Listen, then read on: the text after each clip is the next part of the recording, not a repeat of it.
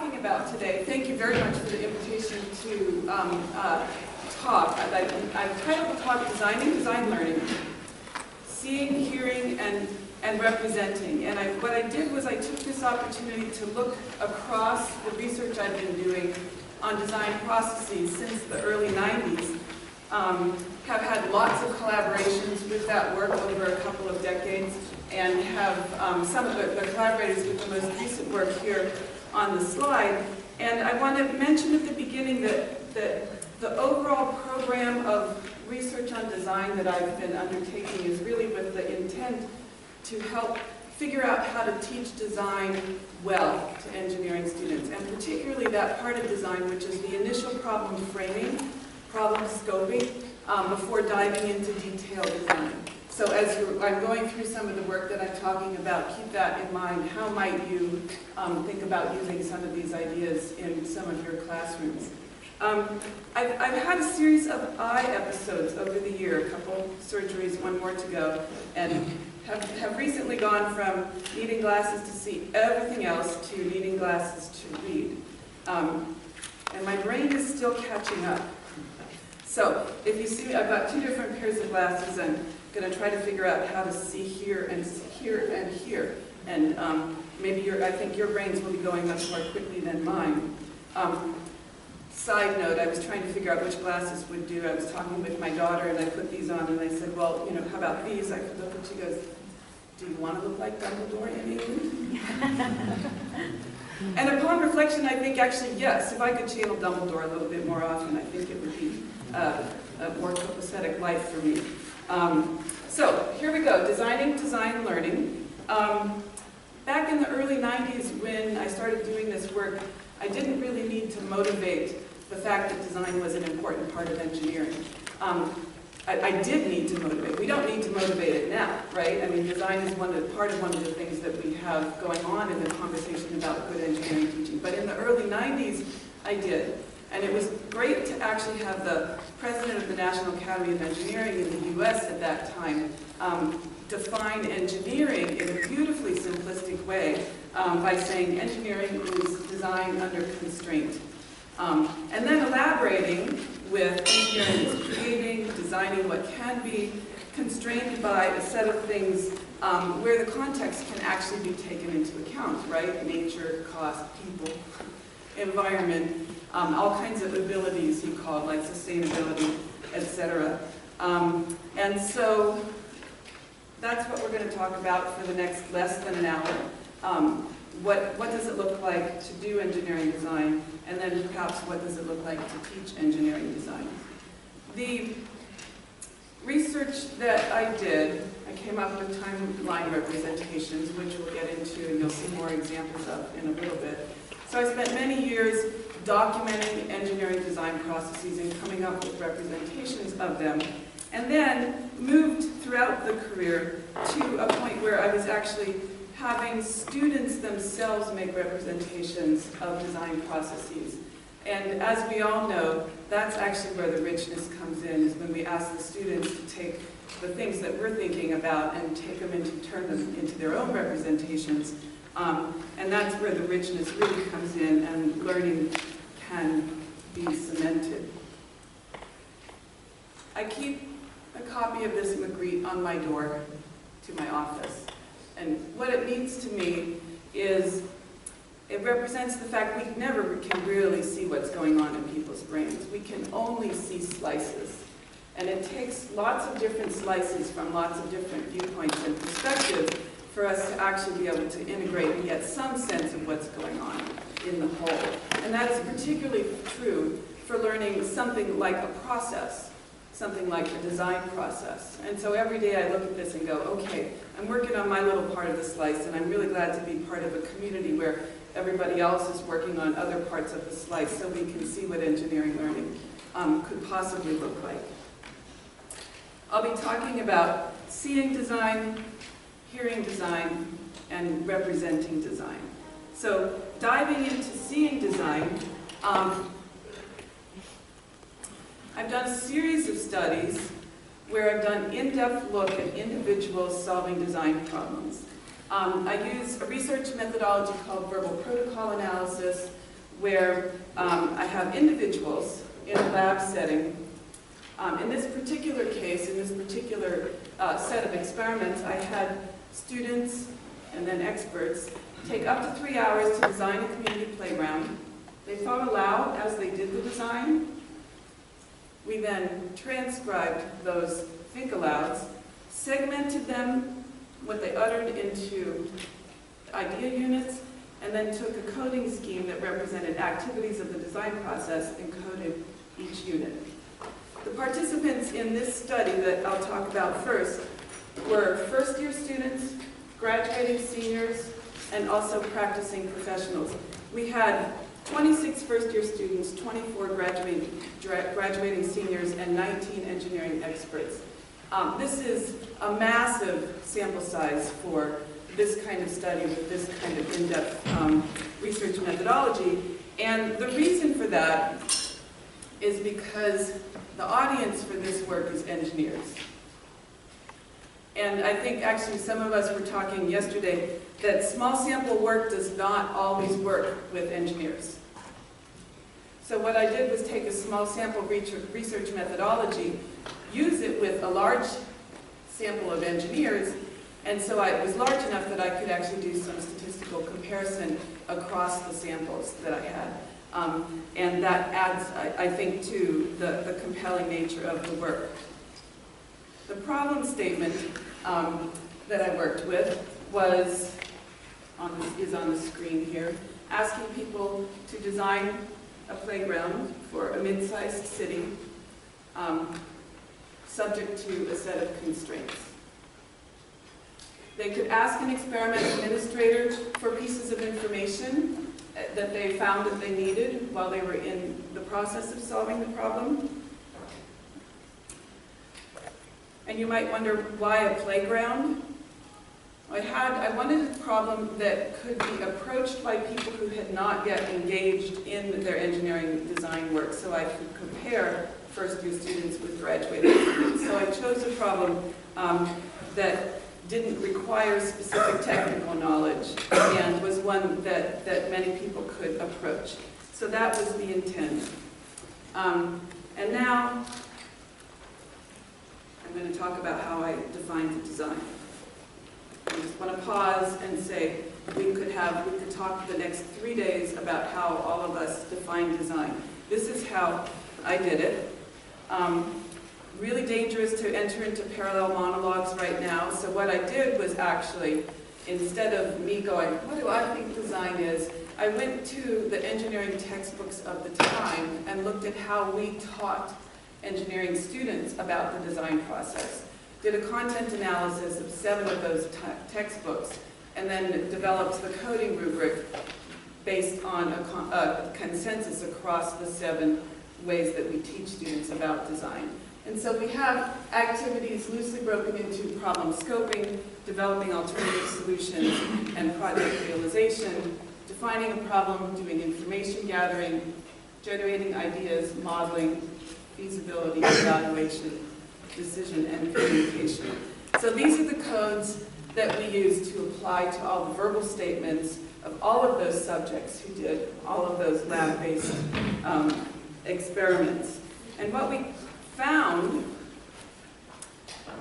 a very compelling representation of the results for each individual. We could represent how they allocated time across the design process, displayed in a timeline. So what you have here along the left are the different activities that we talked about: problem definition, gather, modeling, etc. And then if you have a slash, time goes from left to right, and the slash on a line means a person spent time in that activity. So this person did some problem definition, gathered some information, spent a heck of a time modeling, and did a few other things interspersed between. We can take these representations and then say, well, what did it look like for the sample of first-year students? And I also like to mention that we coded the quality of the product that the students designed. So I'm showing you process data now, their design process that they use. But we also said, well, what about that final product? What about the quality of the playground they actually designed? So that we could see what processes were used by people who had perhaps low, perhaps average, and perhaps high quality designs. So we did that, and here I'm showing you 3 timelines. One for a student who had a low quality final design, one for a student who was a median quality design or an average, and the other for the last one for a high performing quality design. And so you can see real differences in the way people distribute time based on how their final product was evaluated. So there are 3 representative first-year students. And if you look down to your handout, you can see the details of also 3, a low quality, average quality, and high quality product processes for the graduating engineering students. So, what I'd like you to do is look across those 6 timelines, 3 representative first-year students, 3 representative graduating students, and jot down what kinds of similarities and differences you see across those timelines. And a follow-up question could be, do these similarities also involve quality scores?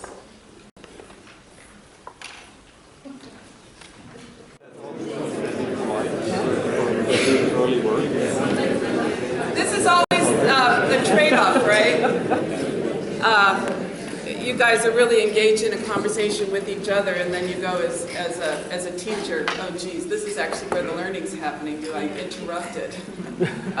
But I know you guys are, coffee is just as important as that conversation you were having, right? So, so here we go. Tell me some of the things that you were noticing. A good design needs time. A good design needs time. Yep. Yeah. It's customary to say who we are and where we come from. Voila. In this conference. So I'm Atman from the Technical University of Denmark. Great. And we discussed, well, probably just disappeared.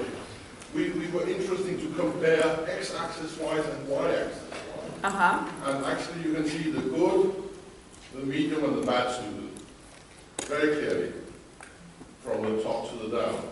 But when you go from the freshman to the senior, what is actually the difference between the left and the right column? And unfortunately, we couldn't see much difference. So actually our conclusion was, education doesn't matter.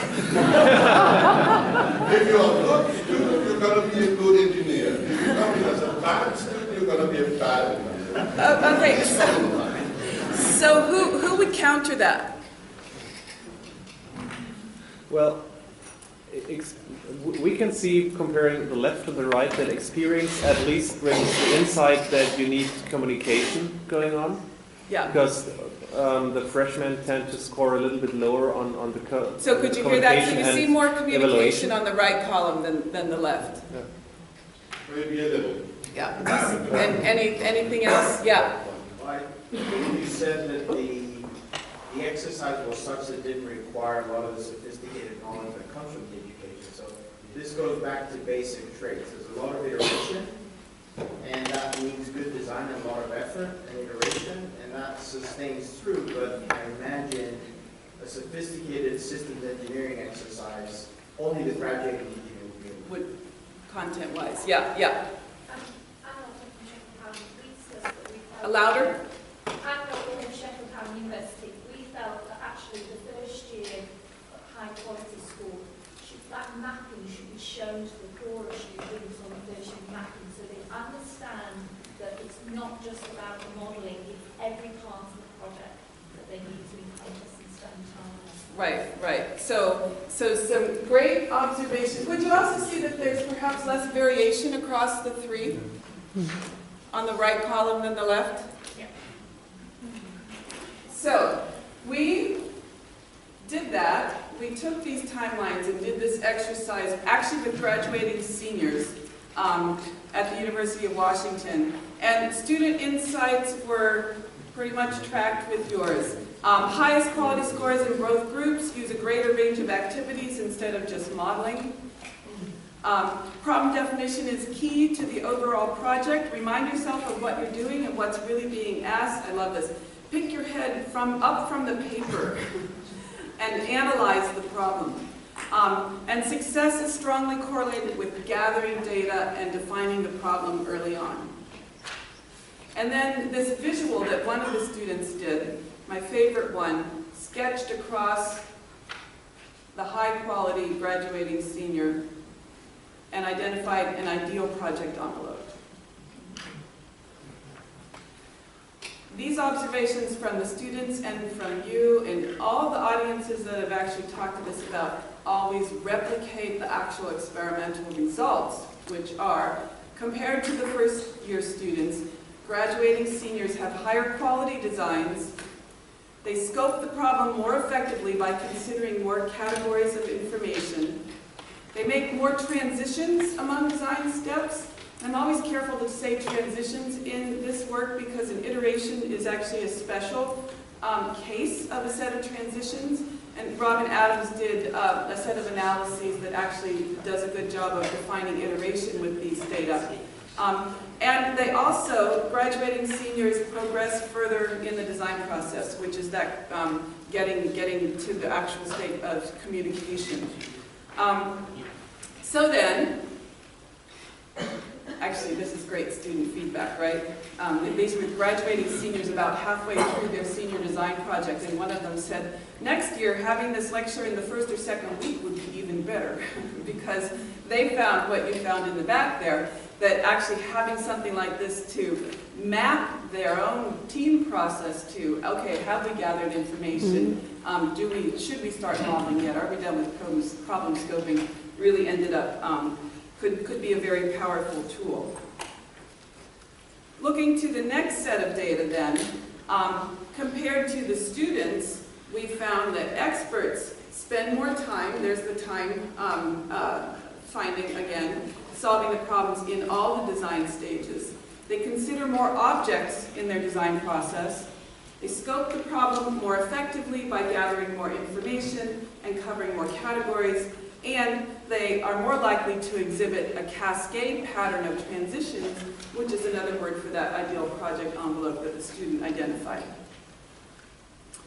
Here are representative timelines for low quality, average quality, and high quality products. And then looking across all 9, doing a squint analysis. A friend of mine from mechanical engineering taught me that term. You can see, squinting, sort of progression across the participants, across the 3 levels of expertise. The experts, I want to say, were peer-identified engineering design experts who were practitioners in the field. So, and do you see less variation here as you go across the screen to the right? So, like all faculty, I'd love to collect your worksheets.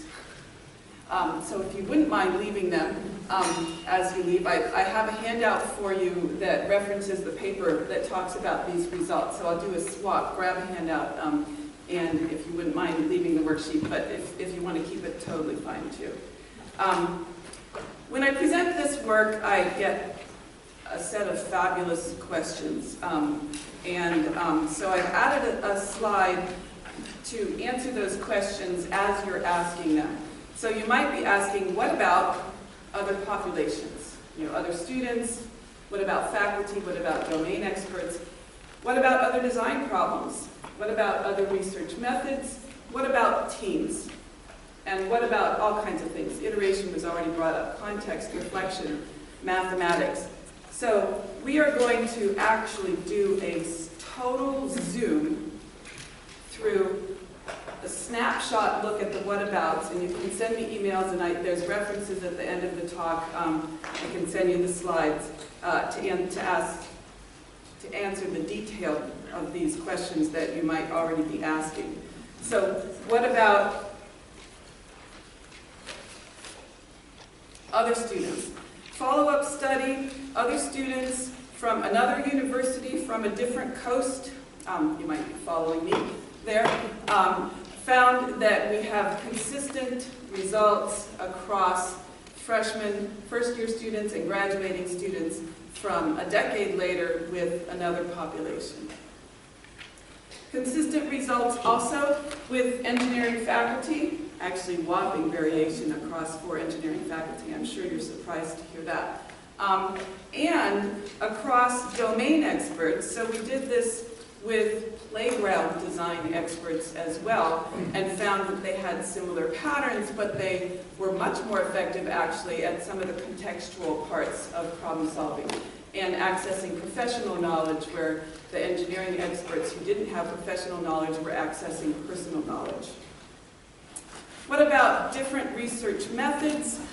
We did another study. What I've talked about in the past was across subjects. We did a study that included within subjects with shorter design problems, with incoming first years, and then waiting until they graduated, asked them again, got 18 to actually let us do it again.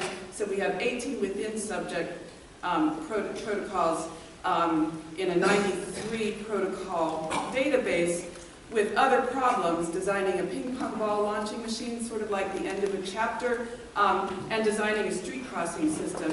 And we see across within subject data growth from first year to graduating senior. And then in some work looking at a team, and this was a team of practicing professionals designing a digital pen in the conceptual part of the design process, we also started to see a similar pattern. Design and all kinds of other things. Some of this work has spurred some design work in iteration. I already mentioned Robin Adams, mathematics. Monica Cordella has done some work there. Context and gathering information. My team at KELT has been doing that for a long time. And then reflection is something Jennifer Turns has been focusing on, and she and Robin and I did some work on that in the past as well. So across this corpus of data, we've been building up a sense of what it might look like to understand design processes and actually see the processes that people have been engaged in. One of the things that, and so now I'm going to talk about hearing design. Something that someone always tells me when they see these, somebody in a group will say, you know, those look like musical scores. Anybody have that thought? So I thought, okay, why not? See if we could hear design. So that's what we did. We sonified, you can't actually call it music, but we sonified the design timelines, and we will not go into too many examples here, but just to let you perhaps hear what design could look like, and you could go play with this URL at some point later. We did some soundtracks. So we have different ways to listen to design: tones, bells, drums, and then sort of an instrumental set. So I'll go into the bells here. And let's say we want to listen to the high-performing high-performing first-year student.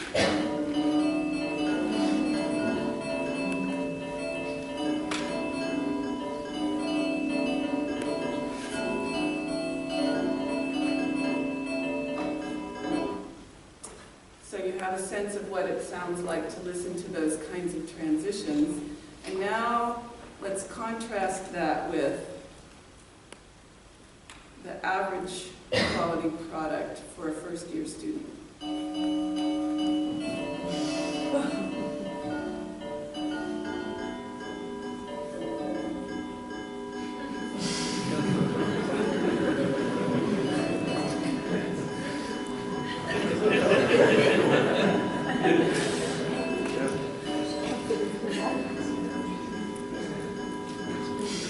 Do we all know students like that? Actually, reflective moment. Do we all respond to that ourselves? You know, like, what task are you like that with? For me, it's too long of a list. Okay, so hopefully, I'm not going to go into too many more of these, but you can listen to perhaps what other versions of tonal might sound like, and leave that for you to play with on your own. And now we're going to move into, actually do a little bit of a referencing back. Remember, all of this work is done to try to figure out how to teach engineering design to engineering students. So take just a couple of seconds here and think. There was already a suggestion of how to use the timelines in a classroom. Think about how you might use the timelines. Jot it down on that piece of paper if you flip it over and write down how you might think of hearing or seeing design.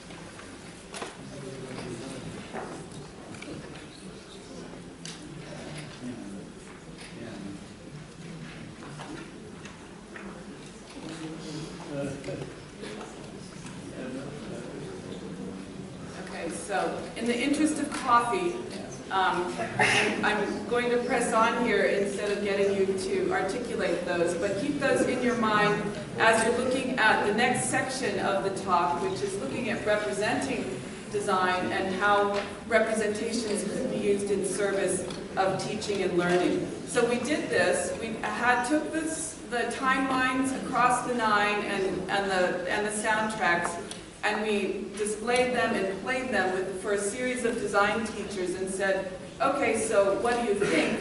And we got these kinds of input. If you hear monotone, it's not like you're doing a high-performing task. So what you could hear, particularly when we were listening to the Bell version of First Year B. A product designer said, there's a story here. It's a great tool for making students more aware of the process and how it can unfold. And then there was a sound artist who was really jazzed by what we were doing. Jazzed, no pun intended. And she said, I would use the timelines to emphasize and reinforce the difficulty, the training complexity it takes to create something elegantly simple. You know, the things that look simple in the end really can have a very complex process that goes on behind it. So I just loved that insight. And then, actually, speaking of jazz, Seattle has, University of Washington is in Seattle, Washington, and we have a wonderful music history in Seattle. Before Kurt Cobain and before Jimi Hendrix, we had Quincy Jones. And we've got a really rich jazz tradition in the city. And my daughters have had the amazing good fortune of being in jazz bands with these two really renowned directors, Clarence Acox and Bob Natt. So I said, Clarence and Bob, would you come listen to some stuff? And they're like, yeah, okay, Cindy. So they came, we showed them the timelines and played them the sounds, and I just love their insights. Clarence said, you know, so generating ideas from the jazz process, that automatically comes from the creative aspect of improvisation. So you could see, talking to engineering students about improvisation and how you could take advantage of that in design processes. And Clarence also said, if you want to use these together, it would be a full jazz band. So he was meaning all 3 of the students. I'm like, oh my gosh, I'm so excited. I have to wait until my daughters actually graduate and are not in the band, because that's like mortification, if you could imagine. So I still think I'm going to try to get them to have a jazz band perform each of the levels of expertise and see what that sounds like. And Bob said that when he's looking at the timelines, he sees that they represent a collaborative process like the one that Dizzy Gillespie and Charlie Parker engaged in while they were composing Anthropology, which is also another really rich translation of the information that's on there. So these timelines can end up inspiring lots of different thoughts. Showing them to our corporate advisory board. I'm in the department called Human-Centered Design and Engineering at University of Washington. And they saw lots of ways that these timelines could be used to teach by having students describe their process out loud, linking it to real life experiences, pairing students with expert mentors, emphasizing reflection, which is a wonderful thing to do, using them to compare Agile and Waterfall project management approaches would be an interesting thing. Doing a historical analysis, and then someone said you could use this for a hiring task. No, could you imagine how stressful that would be for somebody trying to get a job? So let's ignore the last one there, but look at the other ones as being some perhaps ways that map onto what you were thinking of uses for the timelines. And the last part of the talk, spend several minutes diving into depth into something that a colleague from Central St. Martin's, Janet McDonald, developed with Annegret Mojave, where they took the design timelines and basically that exercise that I had you do, and they gave them that presentation and then gave the coded timelines and the coded transcripts that underlie the timelines, and they asked their students, these are master's students who were in the graphics arts, to design new visual representations. So take the design process, timelines, develop a new representation. So the students did that, and then they went and did a second design brief, which was to do a design task that was given to them. They were asked to record their own design process and then take their own design process and represent that in some sort of visual representation. And as we always know as teachers, what the students do with things are absolutely phenomenal. It just completely blew us away. These tasks that Janet and Annegret designed actually take advantage of several strategies of facilitating learning that we know from the learning sciences. So one being practice at retrieval. If you practice putting in and taking out of your brain, you're more likely to have learned it. Another being to modify representations, to put things in a new representation as you're doing that storage and retrieval, you're more likely to remember it. And the other is that knowledge organization, the organization of what you stuff in there, and how that's knowledge, how it is organized, can actually facilitate retrieval. And so what we find is that the students came up with these are some sample representations of, she had a handful of students doing these design briefs, and you can see somebody did a flip book, so you can viscerally feel design. So you saw it before and you heard it, but you can feel it by doing a flip book. And you can see these other, there's sort of an origami flower. And then the timeline in a circular sort of representing an iteration on a large scale, or the cyclical nature of design. So beautiful representations. Students just blew us away. And then after they did their own design process and came up with another representation, we have yet another level of depth. And the one on the left here, two students videoed themselves and actually found out that they had the exact same physical responses to the design of the project. So you play this video and you see them sort of like going like this and then like this and then like this and then like this. It's really hysterical. So they actually made a comedy piece. I took what Janet and Annegret designed and expanded on it for a 10-week, 8 or 10-week research group with students in human-centered design and engineering at UW. And I added a few other modules about defining context and thinking about perspective and thinking about other models of design. And I'm going to show you some examples of what some of the students at the University of Washington came up with.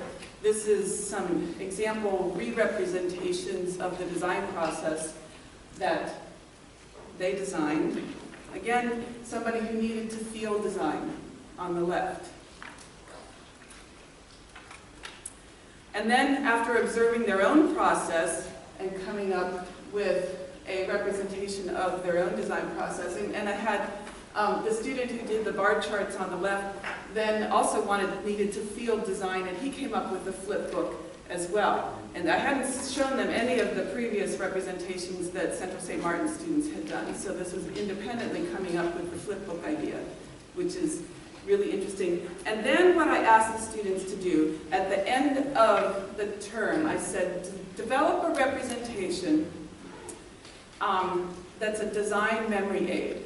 That's something that you will remember and take into your next version of life, into industry, into graduate school, whatever. Design a representation that's meaningful to you, that will remind you about what you think is important in design. And this is what 3 students came up with. The one on the right, the ideal project envelope, spoke volumes to her. When she talks about design now, she talks about it through the frame of the ideal project envelope.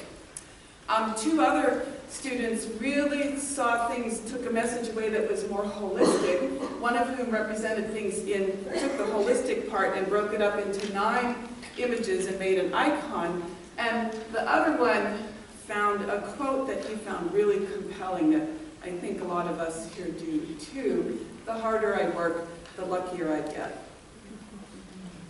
Which is sort of a reframing of Pasteur's chance favors the prepared mind. So,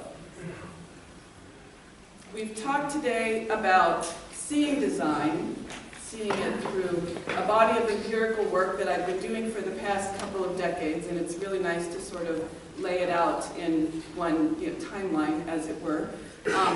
We then started to look at other representations that the researchers ourselves came up with, including hearing design, and then actually found that the most compelling part of the work came from the students themselves when we give the data to them and see what they do with representing design.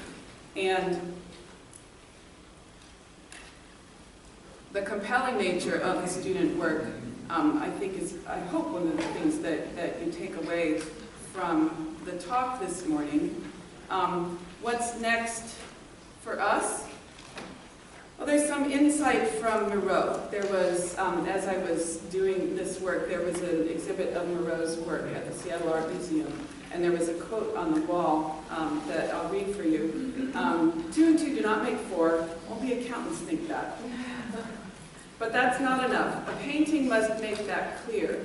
It must fertilize the imagination. And I looked up the quote and found actually that there's a continuation in the original source, where he goes on to say, I do not exclude the possibility that when looking at one of my paintings, a businessman might discover a way to do business, or a scholar might find an answer to a problem. And you know Moreau's work, which can be really inspirational. And so I'd like us, as a set of scholars in the engineering education world, to actually think about how design process representations could be used as possibilities for when people look at their own design processes as engineers, we might discover a way to do engineering to answer a problem. What's next for us is diving deeper into using these representations as teaching and learning tools. Janet and I are doing some follow-on work. Please contact us if you are interested in using any of this. We would love you to use it. We would love to see what your students do. We would love to have this happen all over the globe, forward it on. Let me know whatever you would like. Watch the website space. You know how websites always travel behind where you are, where your thinking is. So we're getting it up to date soon, but send me some emails. Let me know what you would like.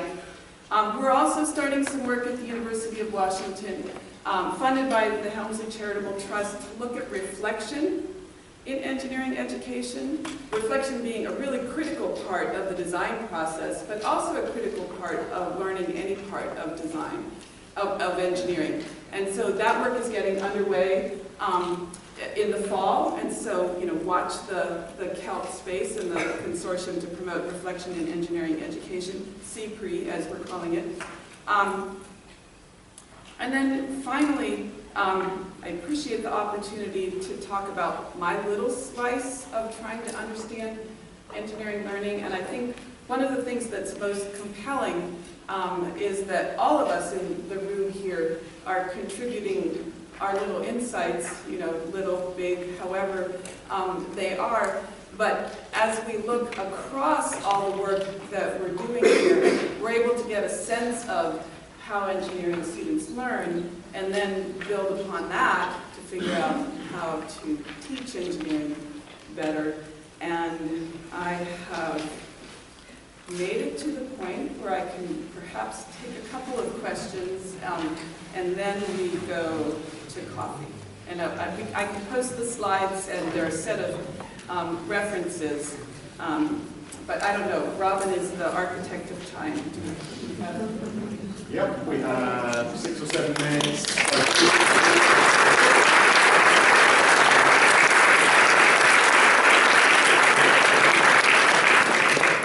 Any questions? Gentleman in the middle there. Could you say your name and your microphone, please? Joachim Schlosser from MathWorks. I'm sorry, pardon me? Joachim Schlosser from MathWorks. How did you overcome the potential ambiguity in coding the different tasks? So, Yeah. what have they said, and is that now part of evaluation, or was Right, it coding? and actually modeling and feasibility are the two most likely to, So what we did was we had undergraduate students doing the coding. We trained them. We had for each of the steps segmenting and coding. We had 2 individuals independently do the segmenting and coding, and then they came back to compare notes. And if there were any differences, we would retrain if we were at the beginning, or we would argue to consensus, and then we do the reliability statistics. So, good question. Yes, it's difficult and very time-consuming. So it was really nice to have. I had a 5-year funding horizon on the original work, so I could stretch and actually do that kind of longitudinal work, which is a luxury. Annette. How can we, and at Cornwall Aalborg University, how can we bring this to a team level? Because design is also something that takes place in a team. Right. So I think there are a couple of ways. So first of all, we did start that from an empirical perspective. We started to look at teams and are starting to see similar patterns, and so that it was nice to see that reinforcement.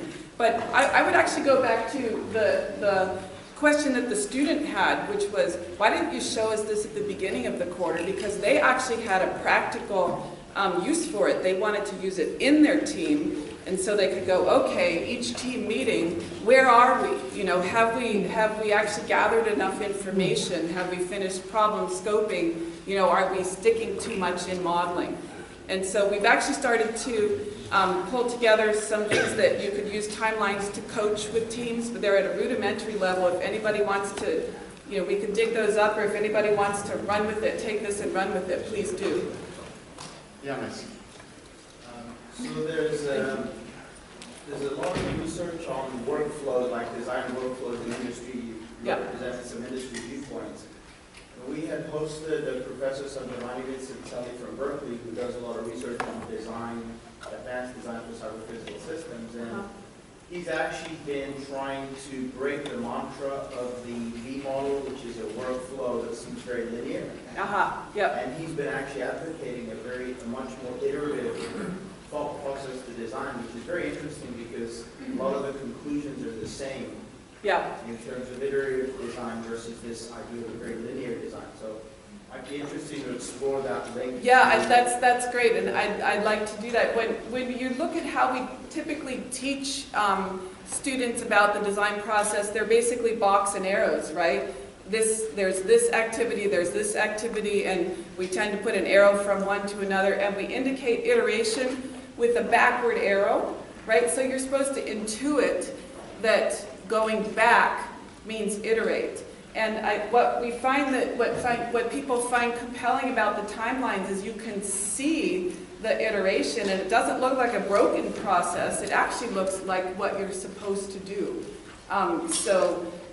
We're finding that that's what is really compelling for the students. So yeah. You use the quality score, which is numerical value. So how do you define it, and how do you calculate it? I'm sorry, I didn't understand. You use the quality score. Quality score. Okay, right. So the quality, we really wanted to not only look at process, we wanted to see what the quality of the product was, because, you know, we want bridges to stand up, right? So really, really good question. The quality score had 3 components.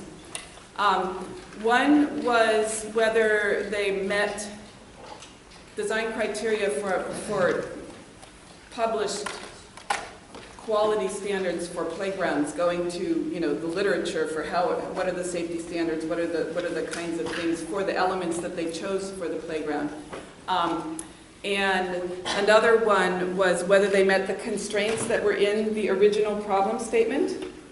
And then the third component was aesthetically and from a user perspective, would it actually function well as a playground for kids to actually have fun and be safe in. Gentleman here. Hi, I'm Dan Comfort from the University of Liverpool. I just wanted to ask, these timelines, they're for individual students. Yes. I think you showed the 6 here and you showed 9 in the presentation. Right. But you said you had a massive sample size, I think 69 people. And I think it's quite subjective to try to make correlations or find differences by just looking at these things. Yeah.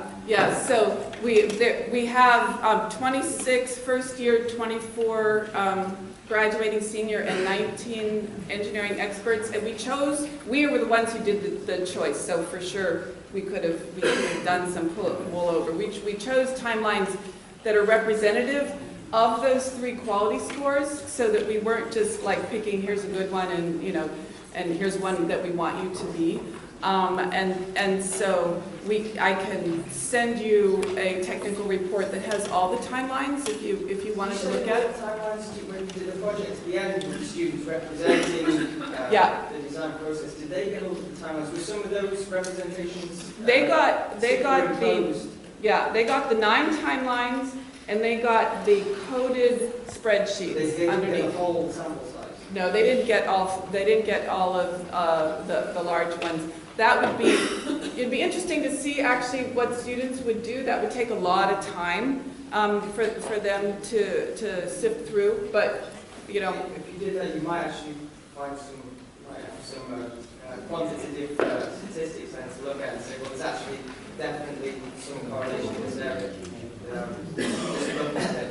Oh yeah, no, there actually were the one we have quantitative comparative statistics across the samples. So maybe I went through that slide too fast, but there's a paper that is referenced on the handout that you can look at. Yes. Yeah. Thanks Great. very much. I'm going to close things there because it's 1:30 and I do want to make sure everybody has a cup of coffee. So can we give Cindy one round of applause?